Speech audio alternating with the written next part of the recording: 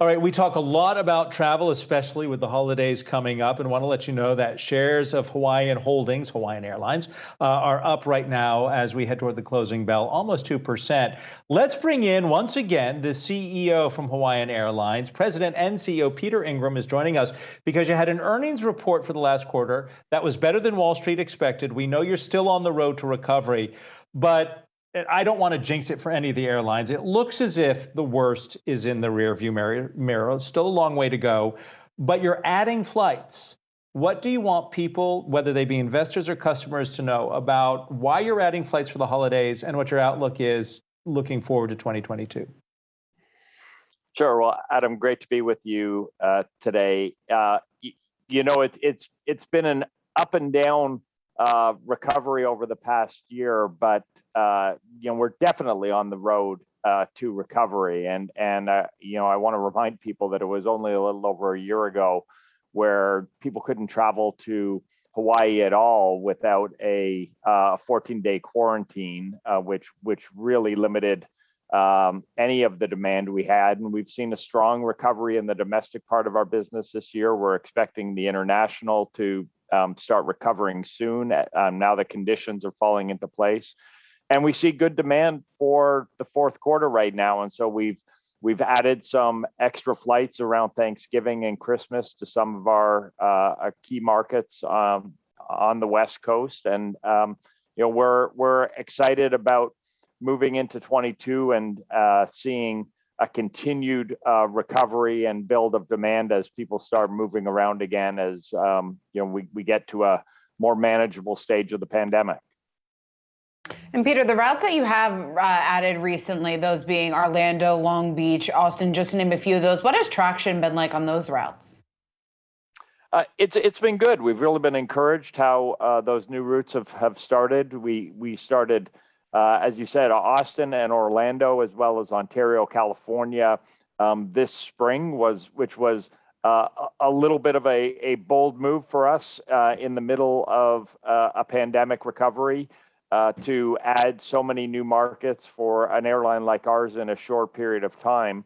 But we really have seen strong demand, and through the first half of this year, it was really gratifying to see how much demand did come back on our U.S. domestic routes, and we're keen to, as I said, move into the next phase where we see a recovery in international with the reopening of some of the foreign destinations that we haven't traveled to in the last year or so. We've already announced Sydney starting in December, so we're excited to rebuild our network, and those new routes are a big part of our network going forward. I'm glad you brought up international, because Monday, November 8th is an important day for all of the airlines that have international routes. And we know that in previous conversations with you, you've talked about the importance of the Japanese tourists who like to go to Hawaii. Do you have any indication of what kind of demand there may be once the new eased restrictions, which allow vaccinated people to travel into the United States, what kind of demand you're going to get from the routes that traditionally were very strong for you? Yeah, November 8th is very important, because now we've got clarity on what the requirements are going to be for foreign nationals traveling to the United States. What we still are waiting for, particularly from Japan, and you're absolutely right, Japan is the largest source of international visitors to Hawaii, and it is the largest part of our pre-pandemic international network. Right now, the challenge on demand in that market is not the clarity on the U.S. Requirements, but it's the remaining quarantine that is in place, which is at least a 10-day quarantine for anyone returning to Japan from an international point.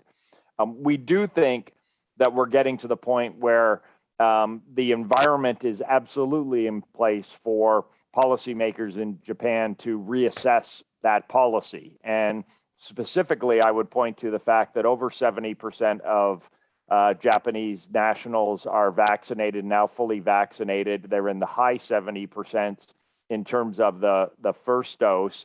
cases are very low in Japan. So we think that could be on the very near-term horizon that we start to see a change there. And that's when we're really going to start to see what demand looks like. But I have every belief it's going to be very, very strong. There's such a great affinity for Japanese travelers for Hawaii. And once people get the chance to book those trips without having to worry about the quarantine, I think we're going to see a very encouraging rebound. Peter, we only have about a minute left, but when you do plan to ramp up capacity, I guess, how quickly can you do that? And do you have enough workers to do that in a very timely fashion? Yeah, we've been working very hard to make sure that we've got the staffing in place. Our fleet is ready. What we would expect is we're poised to be able to add more flying as early as the back half of December, which we think would be the right time if we had a near-term policy change.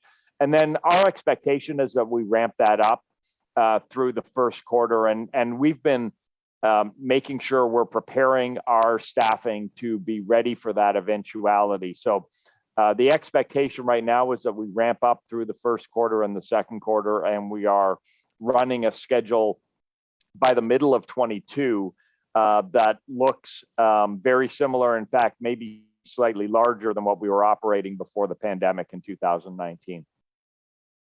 Peter, we wish you the best, and please, we will keep an eye open if the Japanese quarantine for returning folks should change. Let us know. We want to let people know, because I know investors would be key on that data point, and we look forward to you returning to talk to us about how the airline is doing. Peter Ingram is Hawaiian Airlines President and CEO.